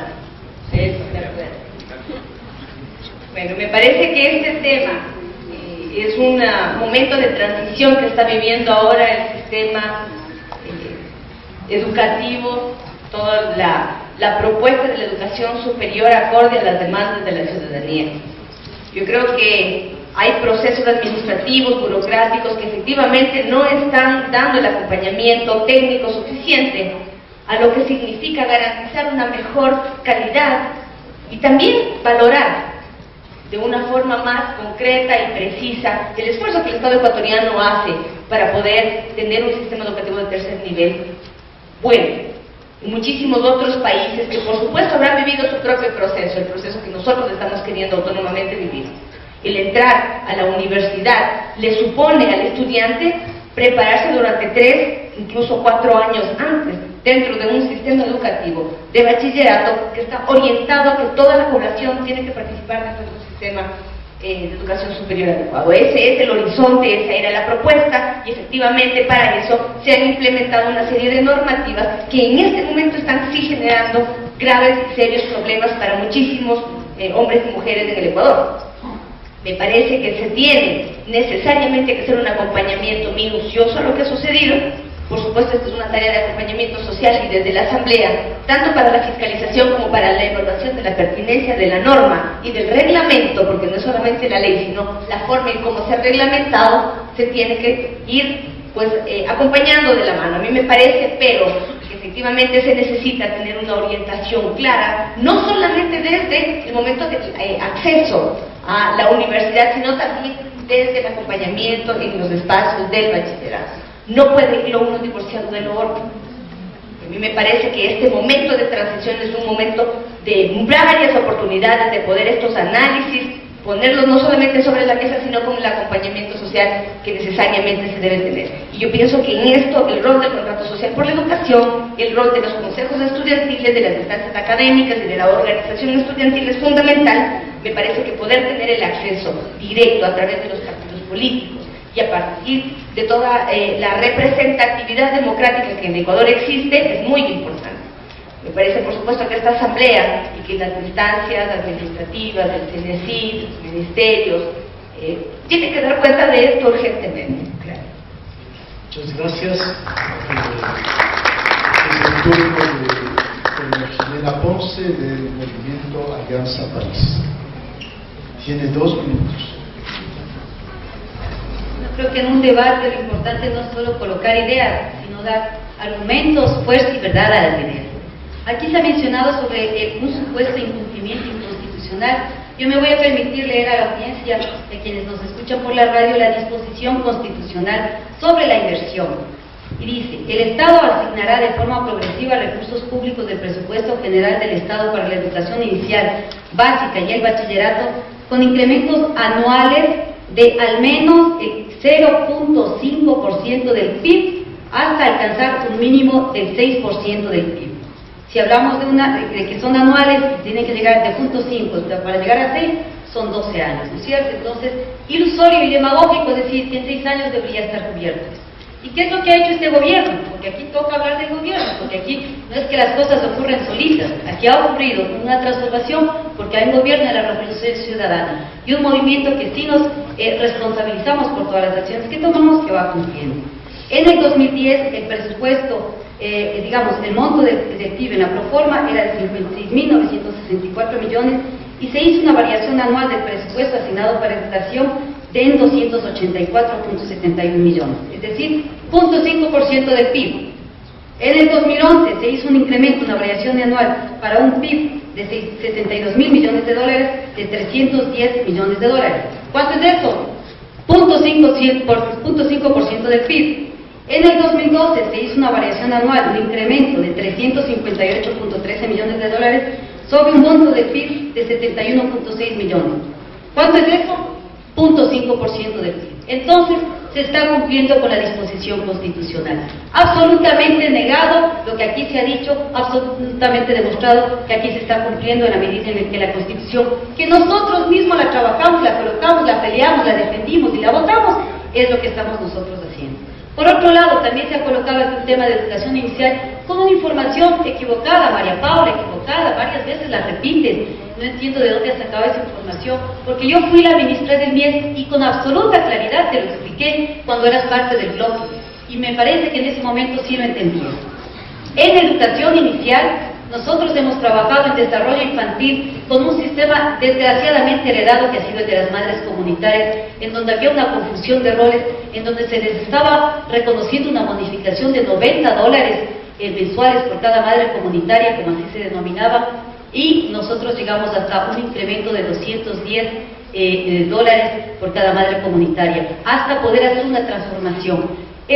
Los centros de desarrollo infantil no son solo espacios de trabajo, no es un taller en donde entran guaguas y salen guaguas con desarrollo infantil, no son mecanismos para de mano de obra barata o de mano de obra intensiva, no sirven. Son espacios en donde tenemos que garantizar que en esos años, desde los 3 hasta en adelante, tengan lo mejor de lo mejor. Y lo mejor de lo mejor no está dado necesariamente porque asumimos que en esos roles tradicionales de la mujer podemos cumplir una educación inicial básica, que son las mujeres. Es decir, a nosotros parece que tenemos un chip en la cabeza, que hay algunas candidatas que todavía lo quieren reproducir, que por ser mujeres sabemos automáticamente cómo se hace estimulación temprana, cómo se hace salud, cómo se hace nutrición. Eso para nosotros, para este gobierno que cree en igualdad de oportunidades, que cree en eliminar la discriminación de la mujer, no va mal. Nosotros estamos ahora transformando ese sistema de desarrollo inicial, primero haciéndolo obligatorio y universal desde los 3 años. Y nuevamente, no por ponerlo en una línea o aprobarlo en la Asamblea, esto se hace. Esto tiene que ir de la mano con el Ejecutivo y por eso nuestro interés de ir de la mano con el Ejecutivo a desarrollar estas políticas que serán públicas y hacer el seguimiento que corresponda desde la normativa. Pero la educación inicial ahora tiene, y lo que es desarrollo infantil, incorporándose profesionales para este trabajo. No es que aquí se lo sabe de memoria, no es que alguien nace con ese chip, hay profesionales y para eso está un sistema de educación universitaria que también tiene que irnos formando. Hoy, para este año 2012, lamentable sí, estos centros que se han cerrado no lo vamos a desconocer porque muchos de ustedes quizás lo han escuchado en el Comité del Pueblo, porque no reúnen las condiciones que no son de PhDs para dirigir un centro de desarrollo infantil. También creo que has estado mal informada, María Paula. Son de profesionales que sepan conducir lo que es el desarrollo infantil, la estimulación temprana de nuestros niños de 3 a 5 años.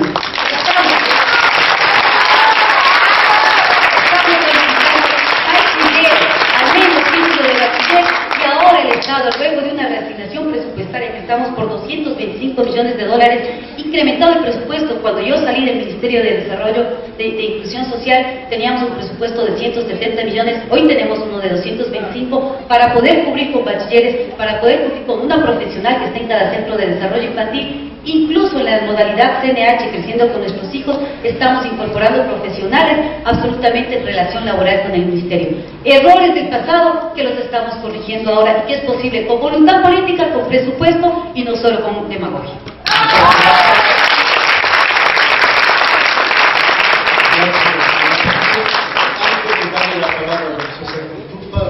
Quiero decirles que las preguntas que ustedes han formulado se las va a transmitir a los candidatos y eventualmente las respuestas las tendrán por internet o por las redes sociales. César, que va a tener un minuto y unos segunditos. Rapidísimo. Miren, aquí no hay ninguna revolución educativa. Hay un logro importante del gobierno que reconocemos y que es importante apoyar, que es precisamente en el acceso, el aumento de la matrícula. En este momento en educación inicial y básica tenemos un 95% de cobertura. Eso es loable, positivo y lo apoyamos. Pero hay muchísimas otras cosas que están pendientes. La mayoría de temas del plan decenal están absolutamente pendientes. En el aspecto de financiamiento, Jimena, me parece que por suerte también hay una organización independiente como el Contrato Social que acaba de publicar un documento de estado de inversión en educación en el Ecuador 2006-2012 que contradice lo que usted acaba de informar. Entonces, me parece que es importante trabajar en el tema de las cifras y lo que dice el contrato es que no se está cumpliendo el mandato constitucional. Hay que hacer todos los esfuerzos para cumplir y lo primero que hay que hacer es reconocer que no se está cumpliendo. Y creo que es un tema importante. Me parece que el tema de calidad es un tema que está absolutamente intocado y que tiene que trabajarse. El tema del rezago educativo tiene que trabajarse y el gobierno no ha hecho nada positivo ni contundente en el tema. El tema de una evaluación que verdaderamente permita mejorar la calidad, igualmente, no solamente una evaluación punitiva, que castigue, que saque profesores del sistema, es algo que tampoco se ha trabajado. Y creo que también el tema de la participación y el rol que tienen que tener los gobiernos locales, también es algo que no se ha trabajado. Entonces, yo creo que hay muchísimos temas pendientes y esos temas tienen que ser más allá de una agenda de gobierno y de una agenda de Estado. Pero decía hace un momento, iniciaba mi intervención, el tema de la sociedad educadora. Y ahí los políticos tenemos un papel y un rol que cumplir, porque nuestras palabras, nuestros dichos, nuestras acciones trascienden y son vistas. Y allí sí, Jimena, creo que sería interesante un compromiso de que ustedes no vuelvan a certificar ese, me parece lamentable, tramoya del ring, donde ustedes agreden y dan una tranquiza a los candidatos de la oposición. Creo que sería interesante un compromiso que los candidatos del Distrito 1 de Pichincha no vuelvan a escenificar el que golpean con una plancha a un candidato de otra lista. Me parece que eso sería un primer ejemplo para que entonces podamos avanzar en una agenda educativa en donde todos los actores nos sintamos corresponsables y cumplamos un papel para hacer del Ecuador una sociedad democrática, inclusiva, no violenta y verdaderamente solidaria. Muchas gracias. El turno de María Paula Romo, del Movimiento de Cultura. Todos juntos. Varios datos. Nos decía Jimena, para llegar al 6% tenemos que esperar 12 años, para que el 6% se divida en 0.5% cada año. Aguanten un rato, o sea que el día que aprobamos la Constitución volvimos a cero. O sea que el día que aprobamos la Constitución le dedicábamos cero de presupuesto a la educación y de ahí en adelante nos toca agradecer cada 0.5%. En el 2008 ya se destinaba el 3.5% del PIB y desde ahí hay que subir el 5%, porque de lo contrario, entonces lo que tenían era 7 años de gracia, pues. Vamos a subir el 5%, pero aquí tenemos 7 años de gracia hasta completar lo que hemos estado gastando.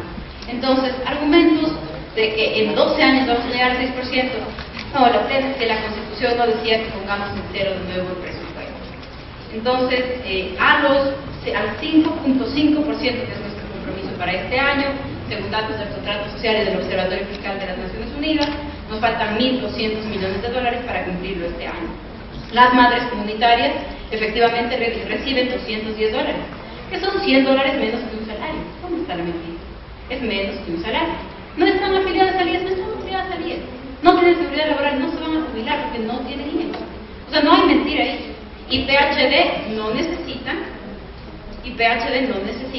sino título de parvularia, que es lo que se ha requerido, y por eso se han cerrado algunos centros, y no se me había ocurrido ni por lapsus decirlo del PhD.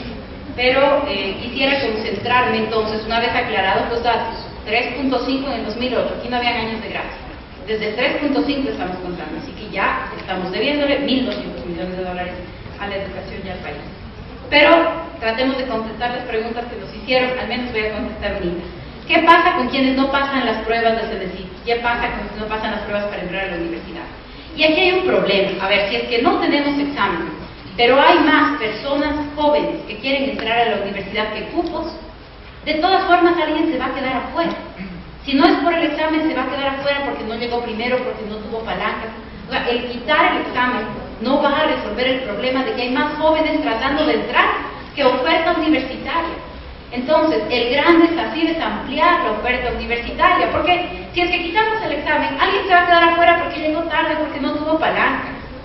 La pregunta aquí es, tenemos que ampliar, el desafío es, tenemos que ampliar la oferta universitaria para que los jóvenes que quieren entrar, que hacen el esfuerzo suficiente para entrar, y hay que discutir ahí cómo igualamos oportunidades, cómo no excluimos a través de este sistema, pero hay que ampliar la oferta universitaria, hay que ampliar la oferta de educación intermedia, técnica y tecnológica, hay que ampliar la oferta universitaria para tener otras metodologías, porque necesitamos tener metodologías semipresenciales, nocturnas, virtuales. No todos los jóvenes en el Ecuador están en capacidad o están, según su realidad, en posibilidades de dedicar el 100% de su tiempo para ir a la universidad, pero quieren hacer una carrera universitaria. Entonces, La tarea es ampliar la oferta. No podemos reducir la discusión a este tema de con examen o sin examen. Aún sin examen, si la oferta es menor a la cantidad de jóvenes que quieren acceder a este tipo de educación, alguien se va a quedar afuera y nuestra tarea debería ser que no se queden afuera. Y sobre todo, que no se queden afuera por ser pobres. Muchísimas gracias.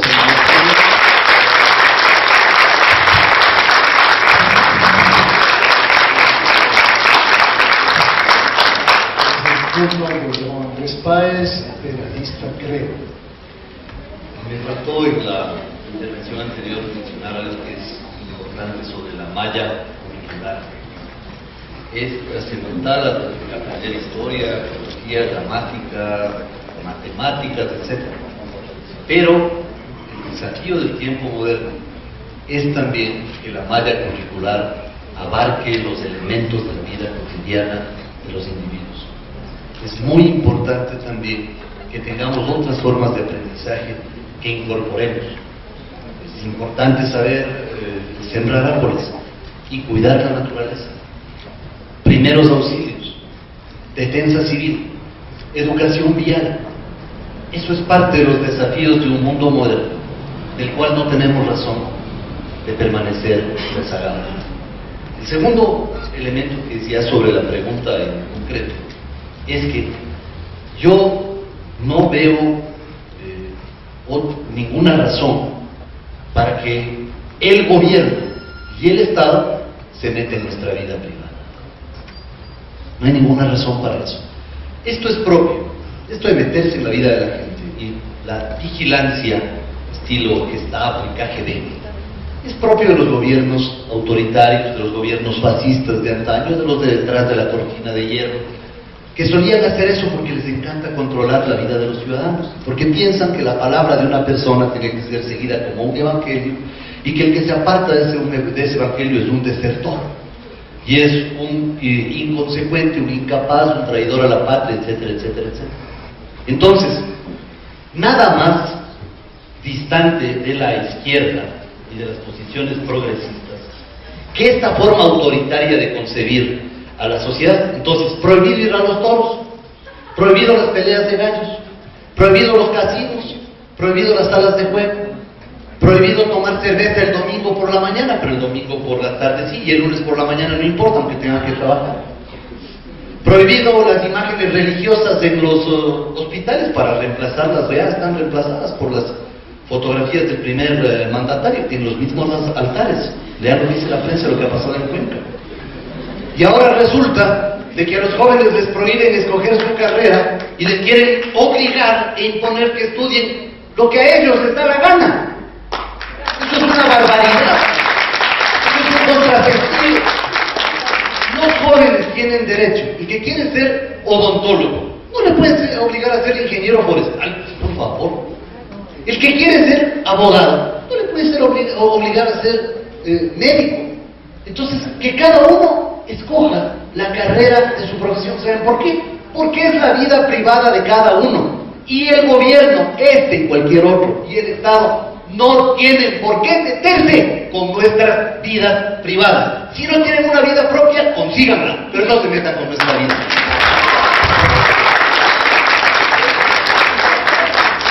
Me imagino que ustedes, cada uno como yo en particular, se mueren de ganas de contrapuntear una u otra de las posiciones que esta noche se han adquirido, ¿verdad? Gracias por la participación de todas las candidatas y candidatos.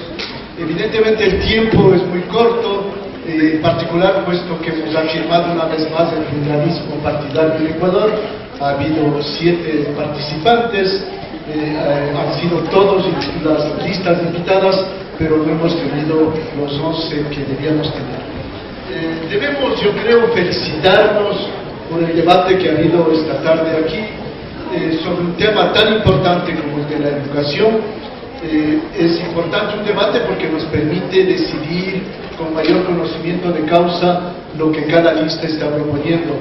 Y debemos congratularnos como ciudadanas y ciudadanos de las exposiciones que hemos tenido, que cada cual merece no solo ser conocida, sino que en realidad ha sido de altura y cada cual ha aportado, yo creo, con ideas diferentes sobre los diferentes puntos que se han presentado.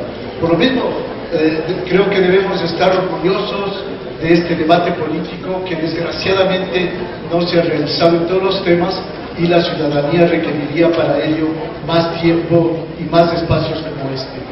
Nos congratulamos por lo mismo del Consorcio Social de la Educación, que el aporte que ha habido de todos y cada cual, y quisiera subrayar algo sustantivo finalmente, que tanto los análisis como las propuestas que han hecho las diferentes candidatas y candidatos quedan como compromisos políticos para más tarde.